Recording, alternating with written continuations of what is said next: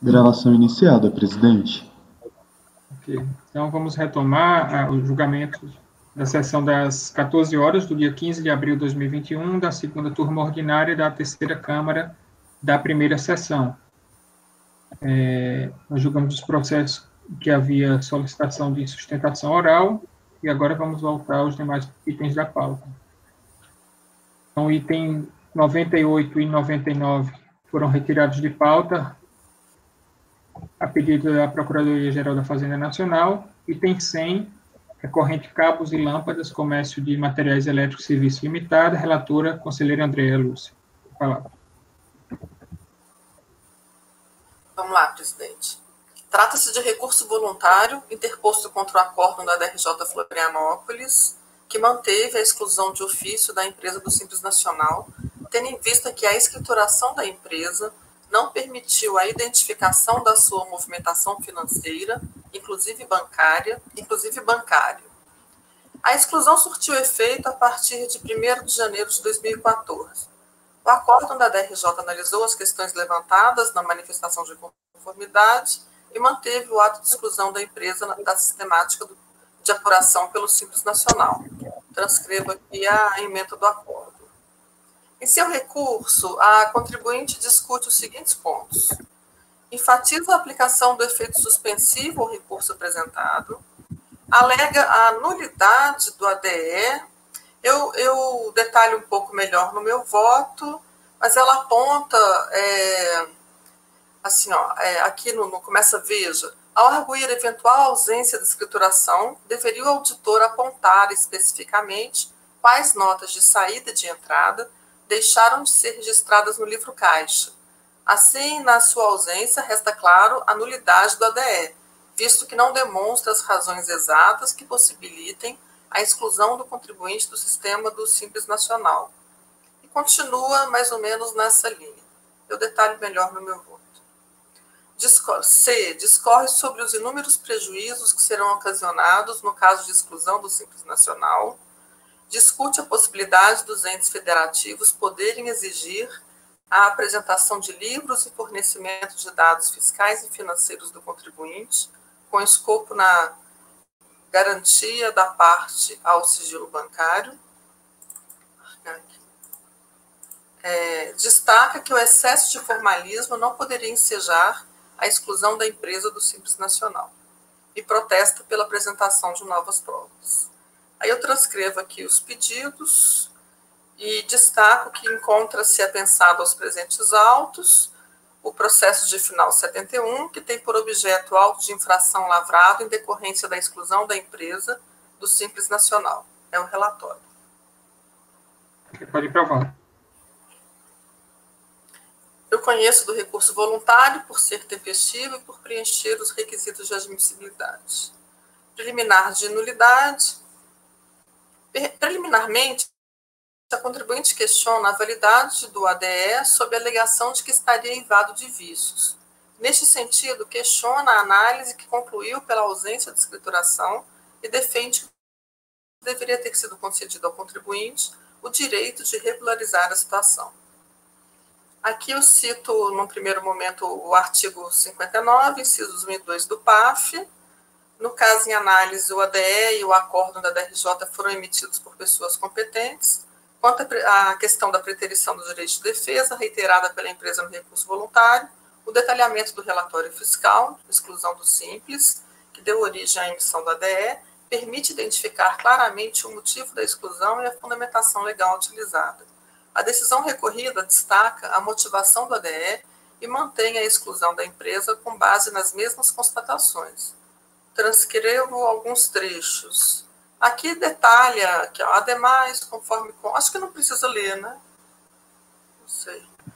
Logo, tanto a ADE... Pode passar, né? Logo, tanto a ADE quanto o acórdão da DRJ encontram-se devidamente fundamentados e não há mácula na decisão recorrida, que tratou de todos os argumentos apresentados na impugnação. Adicionalmente, da análise das peças de defesa, incluindo o recurso voluntário, percebe-se que a contribuinte articulou perfeitamente a sua defesa, não demonstrando qualquer dúvida quanto à motivação da exclusão do regime diferenciado. Destaco que as demais alegações sobre eventuais vícios na emissão da ADE serão apreciadas no mérito. Portanto, não ficou caracterizada nos autos nenhuma violação aos princípios da ampla defesa e do contraditório, de modo que rejeita a preliminar arguído. Alguma divergência aí quanto a essa rejeição? Pode prosseguir. Os demais itens, acho que não precisa nem ler, é a questão do pedido de suspensão de exigibilidade, que já é previsto em lei, e a apresentação de provas, eu cito os artigos 15 e 16 do PAF, dizendo que tem que justificar uma necessidade, algum fato que tenha impedido de apresentar no momento próprio. Posso passar para o mérito? Flávio Cleuce tem alguma colocação aí em relação a esse ponto? Não tem razão de decidir, né, Paulo? Eu não estou, né, André? A verdade é essa. Sim. É aquele pedido genérico, né, André? É pedido genérico. Ela não formalizou o pedido dela, né? Assim, vamos dizer. Ela não botou a prova depois. E normalmente, quando traz, eu aprecio como voto. E só lembrar, nós estamos falando de exclusão de simples, é compensação não. Não, Gustavo, mas assim, independentemente da gente, no caso concreto, ela só traz a alegação genérica e não junta a prova. Se ela juntasse, fosse coisa, a gente poderia debruçar se poderia ou não. Esse é aquele pedido protocolar, né? Que os caras fazem no final de inicial. Se eu achar uma prova, eu vou juntar. Exatamente. André. No mérito, então, vamos lá. O litígio é decorrente do ato de exclusão do Simples Nacional, com efeitos a partir de 1º de janeiro de 2004. Isso aqui eu já... Aqui eu falo novamente qual que é o objeto. O motivo de ter sido excluído foi o fato da escrituração da empresa não ter permitido a identificação da sua movimentação bancária, financeira, inclusive bancária. Eu cito os artigos aqui da Lei Complementar 123 de 2006. E o outro artigo também, onde fala a obrigação de manter o livro caixa com escrituração relativa à movimentação bancária, está disposto no artigo 26 da mesma lei complementar. Em seu recurso, conforme relatado, a contribuinte limita-se a apontar as seguintes questões. Que o procedimento estaria eivado de vícios. Eu reproduzo novamente e ela fica falando da questão das notas de entrada, notas de saída, que eu vou analisar melhor logo a seguir. Eu estou repetindo o que eu já li, né? Discorre sobre os inúmeros prejuízos que serão ocasionados no caso da exclusão do Simples Nacional, discute a possibilidade dos entes federativos poderem exigir a apresentação de livros e fornecimento de dados fiscais e financeiros, destaca que o excesso de formalismo não poderia ensejar a exclusão da empresa do Simples Nacional. Vamos lá. Pelo exame dos autos, verifica-se que a exclusão, eu repito de novo, falando qual que é o motivo, vou passar para o próximo parágrafo. O relatório fiscal, exclusão do Simples, detalha o procedimento e conclusões que levaram à exclusão da empresa do Simples Nacional. Eu vou ler aqui que eu acho melhor, pequeno. No curso do procedimento de fiscalização, lavramos o termo de intimações que requereram os livros Razão e Diário ou o livro Caixa, escriturado com a movimentação financeira e bancária e com as assinaturas do representante legal da empresa e do responsável contábil legalmente habilitado. Após 4 intimações, o contribuinte apresentou o livro caixa relativo ao ano fiscalizado. Ocorre que o mencionado livro... Só um instantinho. Ocorre que o mencionado livro foi entregue em desacordo com a legislação do Simples Nacional, nos ditames da Lei Complementar 123 e da Resolução Comitê Gestor do Simples Nacional, número 94, de 2011. O livro apresentado não permite a identificação da movimentação financeira e bancária da empresa, assim como não foi assinado por um responsável contábil legalmente habilitado. Cabe registrar que o livro caixa em comento também deixou de registrar algumas notas fiscais de saída, representativas de vendas da empresa, que foram entregues à fiscalização, mas que não foram escrituradas. Através do termo de constatação fiscal número 1, o contribuinte foi instado a se manifestar sobre as receitas apuradas pela fiscalização, que incluíram estas notas fiscais.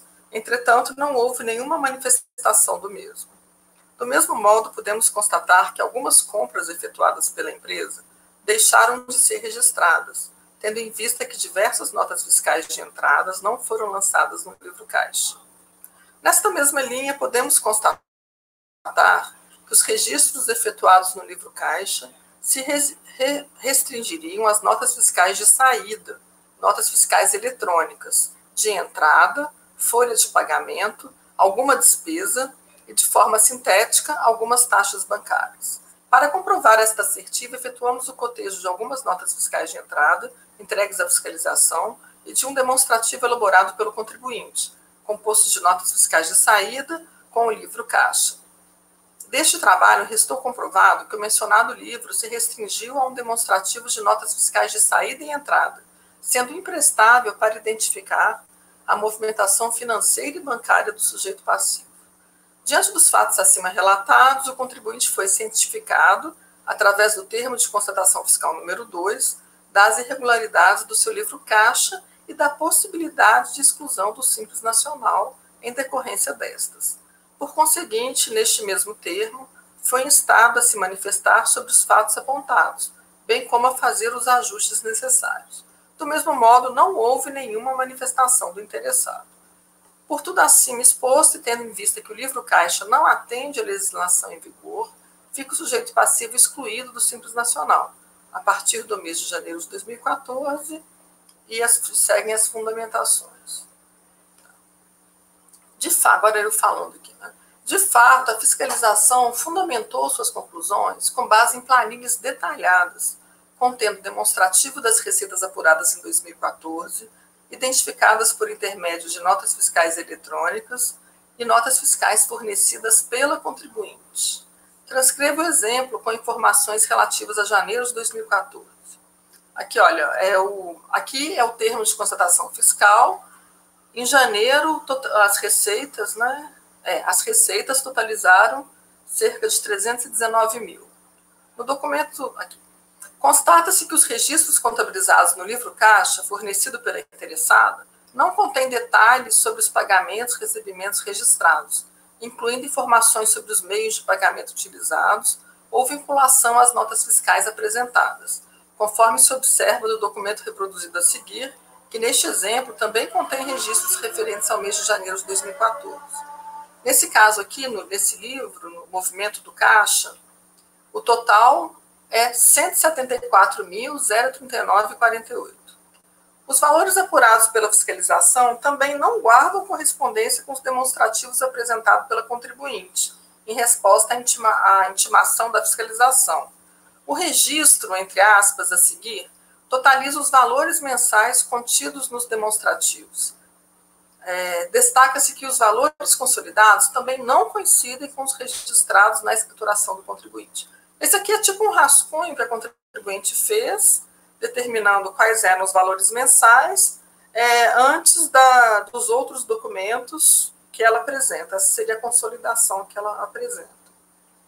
Assim, para o mês de janeiro de 2014, com base nas notas fiscais apresentadas, a fiscalização apurou receitas no montante de 319.410,80, foram escrituradas no livro caixa fornecido pela contribuinte entradas no valor de 174.039,46 e nos demonstrativos apresentados pela interessada, os valores se referem a uma quantia de 177.428,26.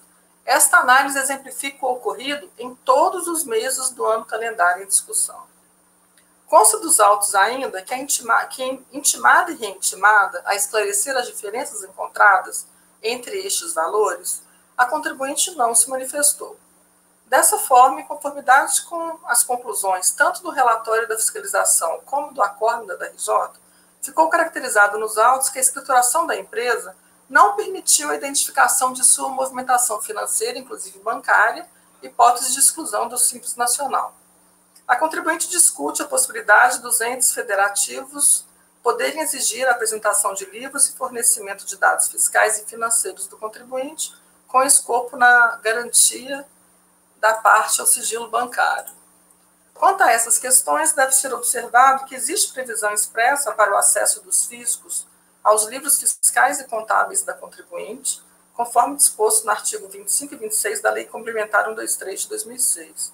Destaca-se ainda que não há que se falar em sigilo bancário no presente caso, tendo em vista que a exclusão da empresa do Simples Nacional se deu em função da constatação de que os registros do livro caixa não permitiam a identificação da movimentação financeira, inclusive bancária, da contribuinte no período de análise. Quanto às alegações relativas aos prejuízos decorrentes da exclusão do Simples Nacional e ao excesso de formalismo, eu cito aqui o regimento interno do CARF, o artigo 62 e a súmula 2 do CARF e a súmula CARF número 2, e não me pronuncio. Portanto, deve ser mantida a exclusão da empresa da sistemática de apuração pelo Simples Federal. Aqui é Simples Federal, né? Ou é nacional? Vou corrigir aqui, é nacional. É como voto. Federal mesmo, não, André? Deixa eu olhar. 2004. Ah, não, é 2014, é nacional. 14, nacional. Então, tem que... Lá em cima se fala em algum lugar também federal. Pelo exame dos autos, verifica se é a exclusão da empresa. Eu vou corrigir, então. Obrigada. Ok, então a relatora está negando provimento. Alguma divergência? Unanimidade de votos. Rejeitar preliminar de nulidade. O mérito, negar provimento ao recurso voluntário. Os termos do relatório e votos da relatora. Peraí. Foi sem querer aqui, desculpem. E aí, o item 107 está relacionado a esse processo, não é isso, André? Exatamente. Então, vamos passar para ele logo. Vamos lá. Mesmo recorrente. O item 107 é o auto de infração lançado em decorrência da exclusão do Simples Nacional. Nesse processo foram lançados o IRPJ e reflexos. Aqui eu demonstro o crédito tributário. A DRJ analisou as razões apresentadas pelo interessado em sua impugnação e decidiu por sua improcedência, mantendo integralmente o crédito tributário exigido. Eu reproduzo aqui a ementa do acordo. Eu detalho melhor no voto. Viu? Em seu recurso, a contribuinte discute os seguintes pontos. Alega a nulidade do lançamento, em 2 pontos, da lavratura do auto de infração, da nulidade do processo administrativo fiscal. Alguns trechos estão transcritos a seguir. Eu costumo detalhar melhor no meu voto. Eu posso seguir? Pode, né? Discute o arbitramento do lucro, base de cálculo, defendendo que ainda não existe decisão definitiva sobre a exclusão da empresa do Simples Nacional e, alternativamente, que teria optado pelo lucro presumido. E, ao final, eu transcrevo aqui os pedidos e menciono que os presentes autos que encontram-se apensados ao processo que eu acabei de relatar. É o relatório. Conheço do recurso voluntário, pode prosseguir, né? Conheço do recurso voluntário por ser tempestivo e por preencher os requisitos de admissibilidade. Preliminares de nulidade. Preliminarmente, a contribuinte questiona a validade dos autos de infração e do acórdão da DRJ, entendendo, em suma, que seria inadequado o lançamento apenas para evitar a decadência, tendo em vista que a exclusão da empresa do Simples Nacional ainda estaria pendente de decisão definitiva. No âmbito do CARF, o enunciado da súmula número 77 consolidou o entendimento de que a possibilidade de discussão administrativa do ADE, de exclusão do Simples, não impede o lançamento de ofício dos créditos tributários devidos em face da exclusão. Portanto, sendo o teor da súmula de aplicação obrigatória pelos julgadores administrativos ou pelos conselheiros do CARF, nos termos do artigo 62 do anexo 2º do regimento do CARF, rejeita preliminar arguído. Ok? Pode prosseguir. Arbitramento do lucro. A contribuinte contesta o arbitramento do lucro, afirmando que teria feito a opção pela tributação pelo lucro presumido. Acrescenta que a fundamentação do acórdão estaria errada, tendo em vista que o decreto 3.000 de 99 foi revogado pelo decreto 9.580 de 2018. Vale lembrar que a sistemática do lucro presumido é opcional para as pessoas jurídicas não obrigadas a tributar pelo lucro real. escapando das complexidades que esse sistema impõe. Exige-se, no entanto, o cumprimento de determinadas obrigações acessórias, dentre elas a manutenção do livro caixa com o registro da movimentação financeira, incluindo a bancária, nos termos do parágrafo único do artigo 527 do RIR 99. Transcrevo o dispositivo. No presente caso, a completa ausência de registros contábeis das movimentações nas contas bancárias de titularidade do contribuinte demonstra a total imprestabilidade da escrituração apresentada pela interessada e justifica a tributação com base no lucro arbitrado. Aí eu transcrevo trechos extraídos do termo de verificação fiscal que falam basicamente a mesma coisa que eu acabei de relatar no processo anterior. Esta situação se amolda à hipótese de arbitramento prevista no artigo 530, inciso 3º do RIR 99, vigente à época dos fatos. Ao contrário do alegado pela interessada, os autos de infração foram lavrados em 5 de outubro de 2018, enquanto que o decreto 9.580 foi publicado em 22 de novembro de 2018. Diante do exposto, deve ser mantido integralmente o crédito tributário lançado. Acabou, André, que a gente joga tudo de uma vez. Sim, o próximo é a questão dos lançamentos reflexos, que eu mantenho. E diante da conclusão, diante do exposto, voto por rejeitar a preliminar de nulidade e, no mérito, negar provimento do recurso voluntário. É isso. Ok. Alguma divergência com a relatora? Não. Então, por unanimidade de votos também, rejeitar a preliminar de nulidade e, no mérito, negar provimento ao recurso voluntário nos termos do relatório e voto da relatora. E o item 101 nós já votamos. Item 102, GREI, Grupo de Educação Integrada, relator, conselheiro Gustavo Guimarães da Fonseca.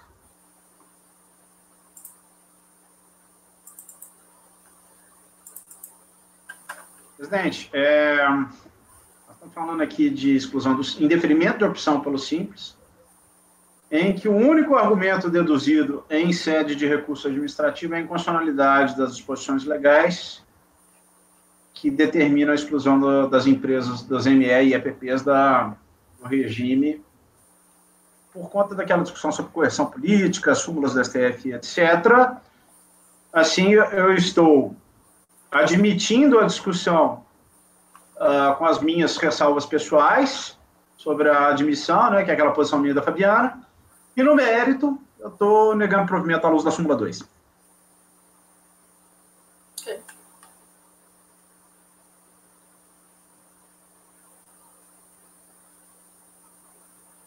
Deixa eu só ler o que é que você escreveu aqui.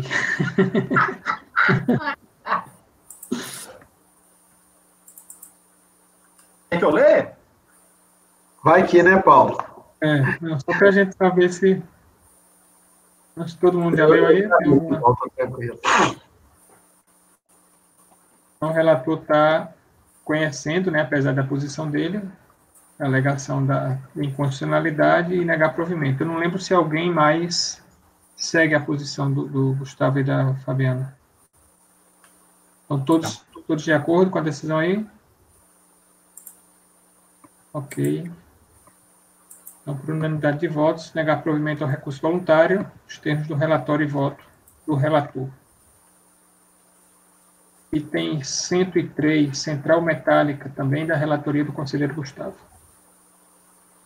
Esse próximo processo, eu já vou pedir desculpa para vocês, mas está cheio de erro de digitação de português, eu realmente esqueci de revisar ele. Eu já passei o olho aqui, já corrigi algumas excrescências que eu escrevi, mas, enfim, ignorem.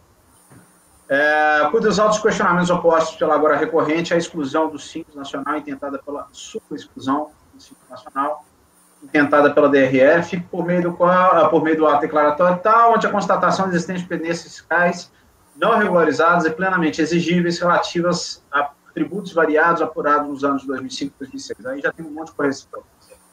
Sua defesa, a interessada alegou que para ingressar no Simples nos idos de 2007, teria promovido a regularização de que estariam obstando a sua opção pelo aludido regime e que dentro das quais não estariam descritas aquelas agora declinadas pela DE Exame.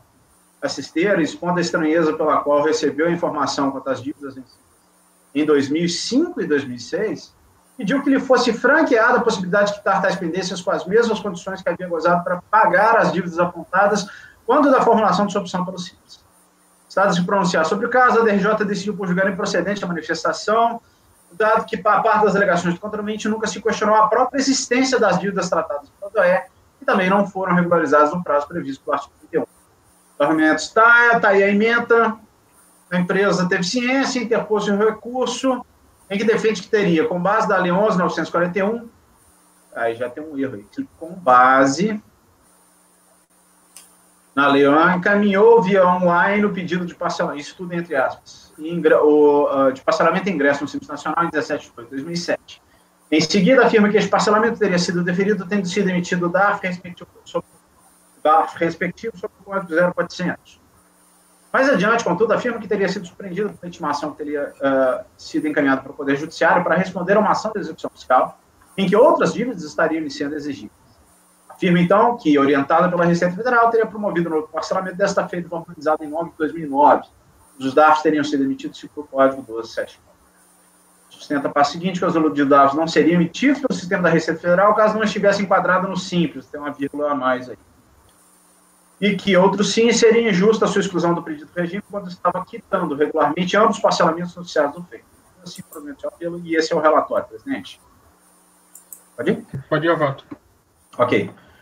Os tempestivos dele com isso. A discussão travada nos autos não demanda maiores digressões, estando claro, inclusive, tendo sido confessado pela recorrente, que quando a emissão do ADE, em agosto de 2008, a empresa possuía débitos exigíveis que somente foram regularizados por ocasião do segundo parcelamento oficial nos autos, requerido em 27 de 6 de 2010, conforme recibo juntado pela própria insurgente a Florestais, e não 2009, como sustenta. Então, por outra razão, os respectivos dados foram emitidos segundo o Código 1279, que refere à Lei 11.941. Neste particular, a alegação do contramente que tais dados não seriam emitidos caso não estivesse regularmente enquadrado no ciclo é, quando menos, imprecisa. A Lei 11.941, e particularmente seu artigo 1º, trata do parcelamento ordinário disponibilizado a todos os contramentes e não apenas a MES e EPP submetidos ao regime tratado pela Lei que vai estar na 23. Outro giro também não se sustenta o argumento de que a empresa havia regularizado todas as pendências federais, estaduais e municipais que se encontravam exigíveis ao fim de 2007, só acha de garantir a opção bem-sucedida pelos Simples em agosto daquele ano. Primeiramente, a recorrente nunca negou a existência dessas dívidas.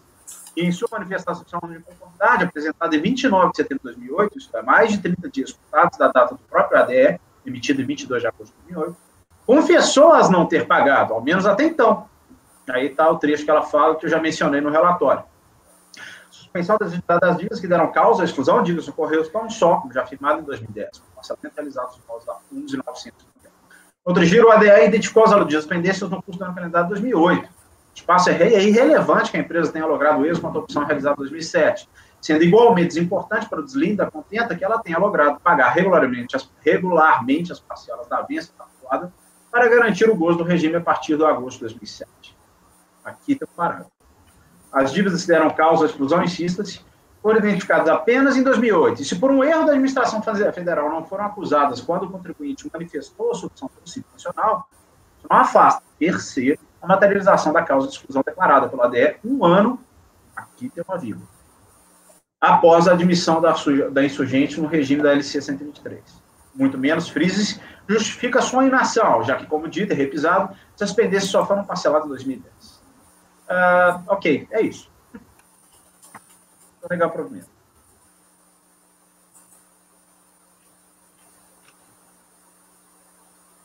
Ok, então o relator está negando provimento. Alguma divergência?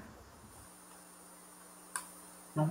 Então, por unanimidade de votos, negar provimento ao recurso voluntário nos termos de relatório e voto do relator.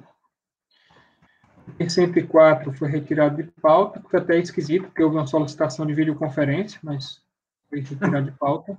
Deve ter sido pela Procuradoria da Fazenda. Não, foi pelo patrono mesmo.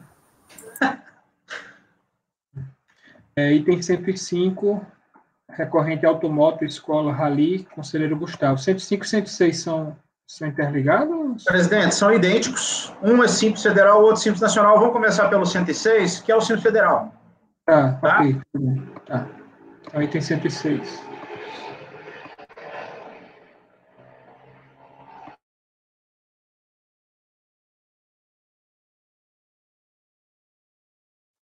A lei diversa sobre exclusão da hora recorrente do regime simplificado de recolhimento de tributos federais, aprovado pela 9317, ante a constatação da prática reiterada de infração à legislação tributária na forma do 14.5 do Estado de diploma. Os efeitos da exclusão, tal qual se infere do ADE, se operarão a partir de 1/2/2007.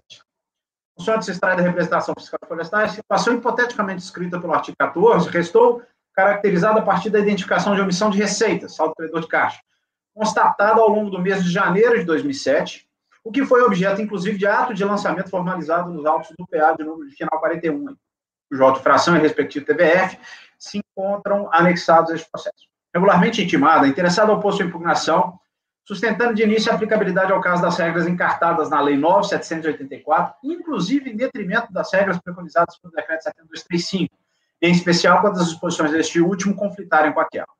A partir daí, então, teceu diversas considerações acerca da nulidade do ato a se destacar. A ausência de motivação legal, já que o ADE teria se calcado na Lei 9.317, já revogada à época de sua expedição pela Lei Complementar 123. B, com validação pela Receita Federal do Brasil da opção da empresa pelo Simples Federal a lavrar auto de infração ainda conforme as regras preconizadas pela 9.317. C, inexistência de motivo de fato a justificar a prática do ADE, não haveria prática reiterada de ato, que teria, segundo a impugnante, ter ocorrido em mais de um ano o calendário, e de mais a mais a empresa teria parcelado e pago o débito constituído nos autos do PA de número tal. D, ofensa ao devido processo legal por falta de disposição clara acerca dos motivos que teriam dado causa de sua exclusão. Não houve, destacadamente, uma abordagem específica de mérito, ainda que parte das alegações em cima se voltem para ele. Ao final, a empresa requeriu ainda juntado posterior documento, exclusão de prova testemunhar, blá, blá, blá, aquelas coisas de praxe. A DRJ deu bomba, está aí o acordo. A insurgente foi cientificada, tendo interposto seu recurso, por meio do qual, em apertada síntese, represou as alegações de prevalência da Lei 9784 sobre as disposições do Decreto 7235 e em preliminares. Arguiu a nulidade da ADE por vício de motivação, trazendo argumentos atinentes à falta de declinação da gravidade da infração e à própria valoração da multa ou mesmo da pena de exclusão do simples, invocando este espaço princípio da proporcionalidade. 2, sustentou a nulidade do acórdão recorrido por sociamento do seu direito de defesa ao indeferir a produção de provas, fazendo novamente referências a multas e autos de infração, não se reportando neste tópico ao próprio ADE. 3, repetiu a alegação de vício de motivação e em seguida invocou outra nulidade, desta feita do processo como um todo, por violação das disposições do artigo 42 da Lei 9784. Segundo o defende, seria imperiosa a apresentação do parecer jurídico da Lavra, da PGFN, ao caso dos autos. Quanto mais repetiu ipsis literis os argumentos e pedidos, incluindo aqueles atinentes à produção extemporânea de provas, já declinados em sua defesa. Esse é o relatório, presidente. Eu voto. Conheço o recurso pela tempestiva. Do diploma normativo aplicado ao processo tributário administrativo, existência de conflito entre a Lei 9784 e o Decreto 7235. Aqui eu só estou deixando claro que não tem conflito entre os dois dispositivos. E mais que isso, o Decreto 7235 é norma específica. Eu nem entro na seara, discussão se o Decreto 7235 é ou não norma com status legal. Eu tenho minhas ressalvas quanto a essa opinião, de lei ordinária, né? Mas o fato é que o Decreto 7235 é a norma que regra o processo tributário administrativo, cabendo a aplicação supletiva da 9784 naquilo que ele não dispuser nada a respeito. Das preliminares, nulidades relativas ao ADE, alegações de nulidade por vício de motivação, argumento genérico. A contribuinte por várias vezes sustenta e repete uma mesma preliminar, ainda que numa ou outra oportunidade tenha invocado preceptivos legais distintos ou até mesmo trazido questões de fato estranhas à lei de prejudicar. No caso das alegações trazidas dos itens A, C e D, reproduzidos no relatório precedente este voto, quanto à impugnação, e 1 e 3, quanto ao recurso. Grosso modo, o que sustenta a recorrente em todas as oportunidades, a par de algumas particularidades, que inclusive serão abordadas como matéria de mérito, é a pretensa insuficiência de fundamentação por falta de declinação a contento dos motivos de fato de direito.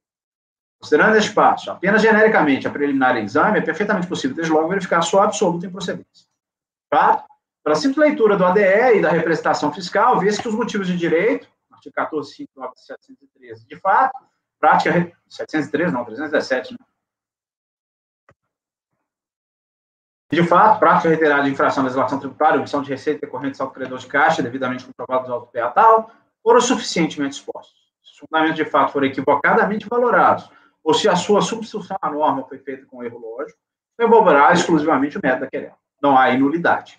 E com base em tais argumentos, afastam-se desde logo, na íntegra, a preliminar de nulidade por desrespeito ao devido processo descrito no item D do relatório acima, e ainda, em parte, as alegações similares deduzidas quanto aos itens A, C, 1 e 3.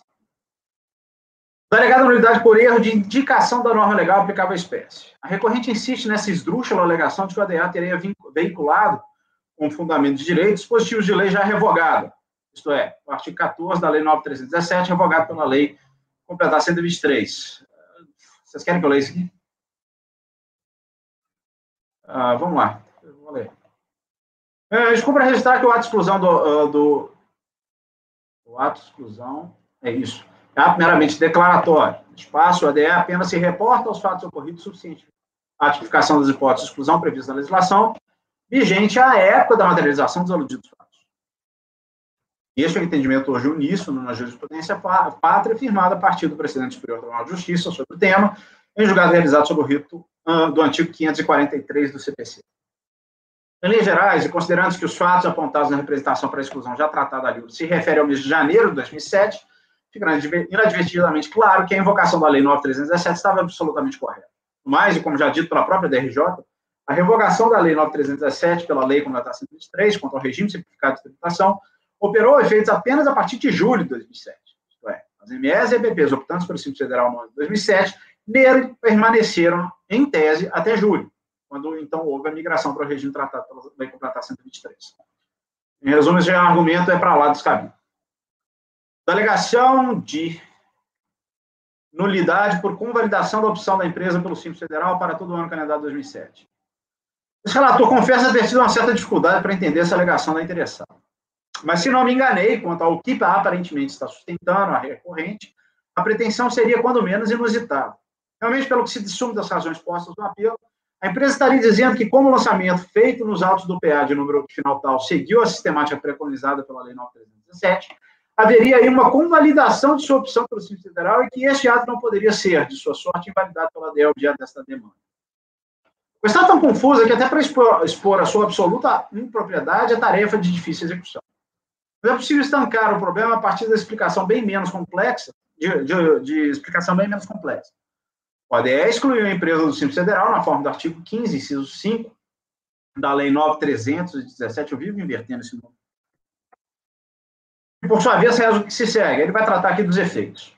Não houve convalidação e posterior invalidação. O ADE simplesmente observou a regra legal e fixou os efeitos da exclusão para o mês em que verificada a situação preconizada pelo artigo 14.5 da citada lei.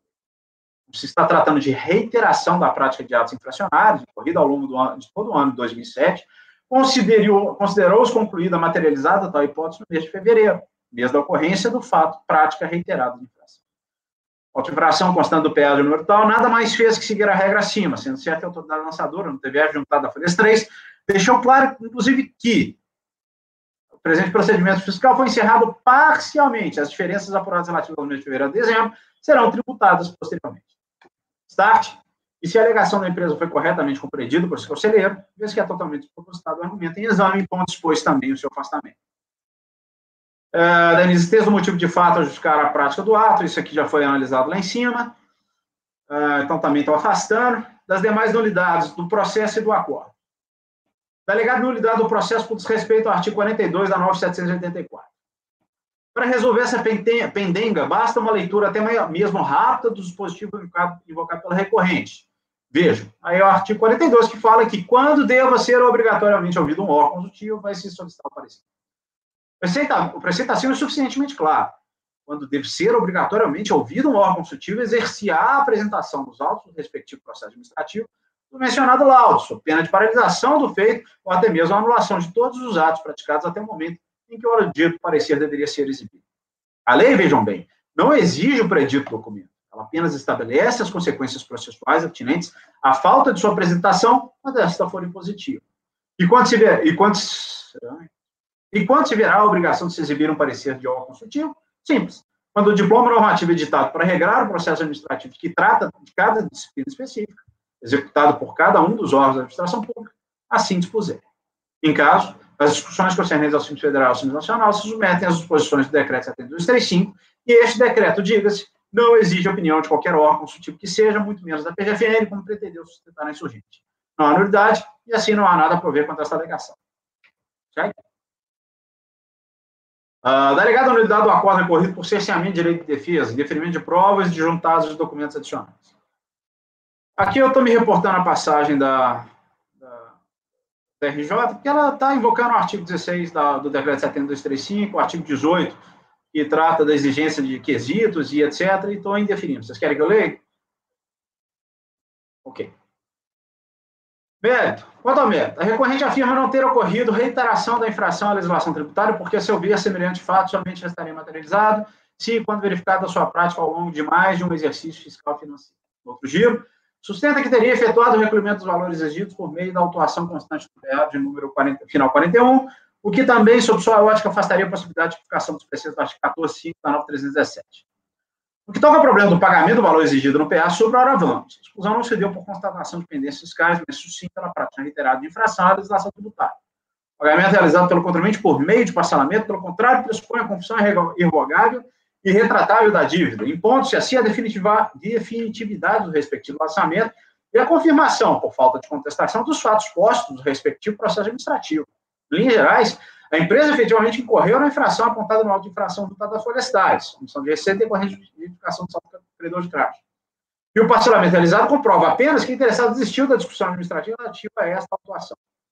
Em relação à reiteração, este relator de início estranhou algumas das premissas levantadas pela representação fiscal, por meio de quando esta repousou as suas razões apenas no ato de lançamento estampado, mas já por vezes mencionado, PA de número tal. Isso por quê? Este processo abrangeu exclusivamente o mês de janeiro de 2007. E assim, em princípio, atestaria a prática da aludida infração uma única vez. Não haveria, assim, uma reiteração. Todavia, me permita reproduzir a seguinte passagem do TVF trazida das florestais. Vocês querem que eu leia? Vamos lá. Lembrando agora, o trecho transcrito no tópico 2.1.3 está mais que claro. Eu acho que é muito importante ler esse trecho aí. Né? Bom, no confronto entre as receitas informadas pelo contribuinte fiscalizado em suas declarações do exercício de 2008 e as informações obtidas das diligências efetuadas, foi evidenciado um excesso de pagamentos no ano de 2007, o que possibilitaria a caracterização dos pagamentos não registrados no escrito como omissão de receita, conforme previsto no inciso 1 do artigo 281 do Regulamento do Imposto de Renda. Lembrando agora, o trecho transcrito no tópico 2.1.3, está mais que claro que o lançamento ocorreu apenas quanto ao mês de janeiro por uma contingência, já que aquela douta autoridade lançadora deixou evidente que a persecução fiscal se protrairia quanto aos demais períodos, depois de promovida a exclusão da recorrente do Simples Federal.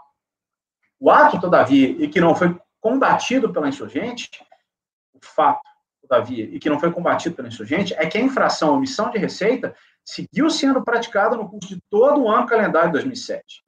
Agora, no passado, esse conselheiro chegou a defender que a reiteração a que alude o artigo 14 somente poderia restar caracterizada após a realização de 2 lançamentos tributários contra o mesmo contribuinte e feitos de forma subsequente. Esse posicionamento, e hoje tem consciência disso, estava muito mais fincado num preconceito absoluto de justiça que propriamente um exame dogmático da regra. O artigo 14.5 diz claramente que a exclusão se dará pela prática reiterada de infração, e não pela ocorrência de 2 autuações subsequentes. Algo que, se assim o quisesse, o legislador poderia, de fato. Aí um limite semântico gramatical contido na aludida da norma, que não é suplantável, não, a menos sem incorrer em claro ativismo jurídico. Assim, a reiteração a que alude o citado dispositivo só pode ser concebida como aquela verificada em relação a mais de um fato gerador. A empresa insiste que a caracterização da situação tratada pelo referido artigo 14.5 somente se daria quando identificada a concretização do fato infracionário em mais de um ano calendário. Semelhante assertiva, contudo, não só é ilógica, como não tem qualquer respaldo legal. Somente poder-se-ia cogitar da correção da tese sustentada pelo insurgente se o fato gerador dos tributos abarcados pelo Simples se renovasse anualmente. E como se depreende dos preceitos do artigo 3º, parágrafo 1º da 9.317, está claro que semelhante premissa é falsa, já que a obrigação tributária relativa a essas exigências surge mensalmente. Não há, sem dúvidas, de que o contribuinte incorreu na hipótese legal de exclusão prevista pela citada Lei 9.317, descabendo qualquer modificação naquilo que foi posto na DE e confirmado pela Corte recorrida.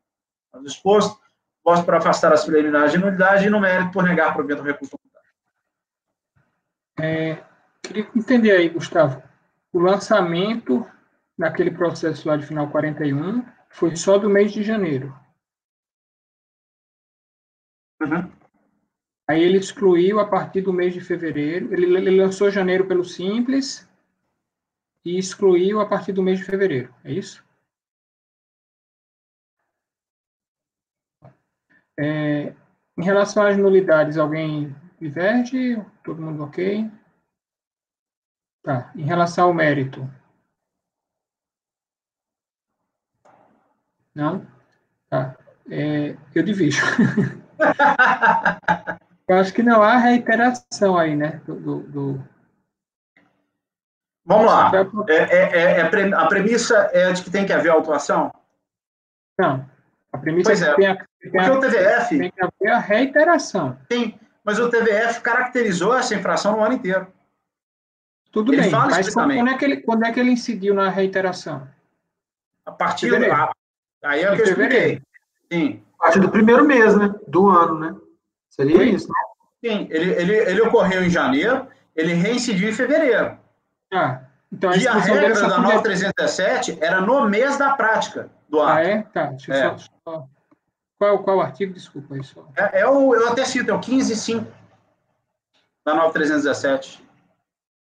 Eu também achei que era isso, Paulinho, mas eu fui confirmar ela, é no mês, não é no mês subsequente. Aqui acho que está 14.5, Gustavo. Não, 14.5 é a exclusão. O efeito a partir, inclusive, do mês da ocorrência dos fatos mencionados. Tá, tranquilo, tá certo. Então, acompanho o relator também. Então, acordam os membros do colegiado, por unanimidade de votos, em rejeitar as preliminares de nulidade no mérito e negar provimento ao recurso voluntário nos termos do relatório e voto do relator. E aí nós vamos ao item 105, que é da mesma empresa. Aí a discussão é exatamente a mesma, os argumentos são precisamente os mesmos. A diferença é que nós já estamos falando aqui do Simples Nacional.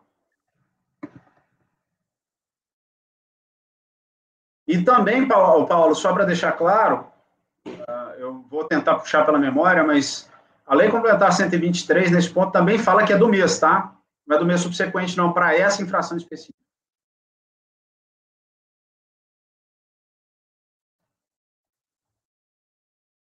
Você quer que eu leia alguma coisa? Eu acho que dá para a gente passar, se é a mesma situação, dá para a gente passar os olhos aí e ver, né? Os argumentos são muito similares, não, são idênticos, são os mesmos, tá? Ela muda uma coisa ou outra, não tem aquele argumento da nulidade por revogação da lei complementar. A convalidação, ele traz um argumento falando que, na verdade, eu acho que é até prudente eu talvez ler. Pode ler. Vamos lá. Ver se é a medida de defesa. Não, ele tem outros argumentos, aí talvez seja prudente eu ler, mas são malucos, mas enfim. Então pode ler, professor. Eu vou ler aqueles que eu não tratei no outro processo, tá?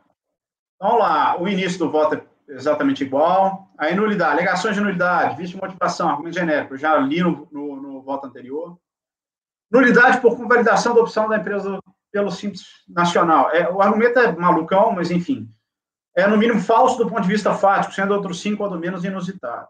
Bem pontuado pela DRJ. O que acontece? Ele alega que ele fez uma opção em 2008 e que ele foi excluído por dívida em 2008. E que, posterior, o ato de exclusão foi revogado porque ele quitou essas dívidas. Ok? Então, ele fala, não, se o cara revogou aquele ato, ele está convalidando a minha opção. É isso, tá? Então, como bem pontuado pela DRJ, o ADE de 2008, que teria sido cancelado pela Receita por meio da comunicação e tal, havia inicialmente promovido a exclusão do contribuinte do Simples Nacional contra o ano calendário 2008, ou seja, outro ano calendário, porque esse aqui é 2007. E, ainda assim, por força de existência de dívidas perante a Fazenda Pública. E assim, com fundamento jurídico distinto do órgão examinado. Não houve convalidação da opção da empresa pelo Simples Nacional, seja porque o ato órgão examinado se refere a outro exercício, seja porque a própria exclusão cancelada restou fundamentada no motivo de fato totalmente diferente daqueles examinados neste feito. Mais que isso, pelo que se infere da medida da comunicação, o cancelamento daquela exclusão não se deu pela inexistência de fato excludente, mas isso sim, pela regularização de dívidas, inclusive confessadas por meio de parcelamento. Absolutamente despropositado pela presente preliminar. Ok? Bom, a próxima também, a mesma coisa. Aí tem aqui, da alegada falta de intimação da empresa para comprovar a origem dos valores que não teriam sido objeto de registro. Só voltando para o outro item, eu fiquei com uma dúvida. Onde é que você disse que o ano calendário é 2007? Eu não achei aqui, só estou vendo 2008. Não, o ano calendário 2007 é o ADE aqui. Então. Ele está excluindo a empresa, é porque está no meu relatório, está excluindo a empresa a partir de junho de 2007. A partir de junho de 2007? Isso. No relatório, é isso? Julho, né? Julho. Ah, tá no comecinho aqui, né? Julho. Julho, perdão. Aí o que ele está dizendo é que ele optou lá em 2008, foi excluído por débitos e depois foi readmitido. Então, estaria convalidada a opção dele. Ok? Tá bem. Beleza. Sobre esse ponto, me permito reproduzir a seguinte passagem do acordo recolhido, cujas constatações são por demais esclarecedoras. Quanto à alegada falta de comprovação, identificação e delimitação das omissões efetuadas, cabe informar que neste processo consta a folha 31 e também, novamente, 64, planilha de apuração de fluxo financeiro fornecida e assinada pela própria contribuinte, no custo do procedimento fiscal, onde consta detalhadamente, mês a mês, valores de entrada sempre inferiores aos de saída. A contribuinte em sede de procedimento fiscal, embora intimada a justificar o saldo de caixa em 1/1 de 2007, conforme o termo de intimação fiscal tal, não justificou, bem como o livro caixa apresenta sem que conste o registro das entradas, cuja cópia consta a folhas tais. Em adição a isso, observa a folha... Aí sou eu. Que a empresa foi claramente instada a justificar o saldo de caixa em 1/1 de 2007, que mais que isso foi intimada a trazer documentos que pudessem afastar a presunção encartada no 2891. Em linhas gerais, o argumento em questão é no mínimo falacioso, e mais que isso, afeito ao mérito da discussão. Caso seja necessário, sobre esse problema, nos reportaremos novamente, com mais detença em tópico próprio.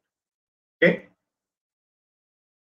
Bom, aí ele vem, de novo, nulidade por desrespeito ao 42, depois a mesma coisa, cerceamento de defesa, já foi analisado, e no mérito, a alegação é a mesma.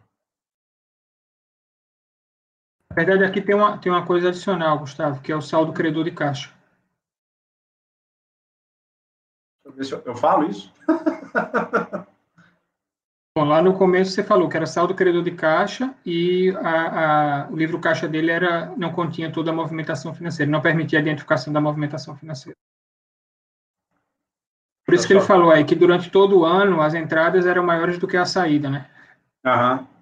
Não, mas é porque o as ADE saídas aqui, eram maiores do que as entradas. só para deixar claro, o ADE aqui se fundamenta nos dois, tá? Se fundamenta no 5 e no outro. Eu acho que eu abordo isso aqui. Deixa eu só ver uma coisa.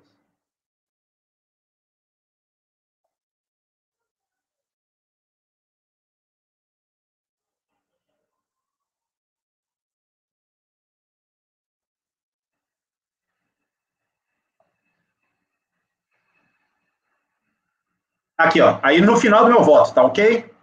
Que aí eu afasto, eu mantenho o ADE quanto ao problema da reiteração, tá? Igual no caso do próprio Simples Federal. E no final eu falo. Agora, quanto ao segundo fundamento, feita a falta de registro no livro caixa de operações realizadas pela empresa, o ADE realmente não procede. Porque nem o TVF expedido nos autos do PA tal, nem tampouco a própria representação fiscal, sequer tangenciam essa questão. Não há nos autos elementos que permitam a identificação da ocorrência dessa situação excludente, até pelo contrário, já que pelo TVF retroferido, o aludido livro foi sim preenchido ainda e com valores insuficientes para fazer frente aos suspenstos incorridos ao longo do aludido período de apuração. Não obstante, a primeira hipótese já validada acima seria mais que suficiente para impor a exclusão da empresa, em nada impactar nas conclusões contidas no ADE e no acordo recorrido, o afastamento do fundamento calcado dos preceitos do inciso 8º. Não há, assim, dúvidas de que a contribuinte incorreu na hipótese legal de exclusão prevista pelo Estado, Lei Complementar 123, descabendo qualquer modificação daquilo que foi posto no ADE e confirmado pelo acordo recorrido. E aí eu concluo da mesma forma.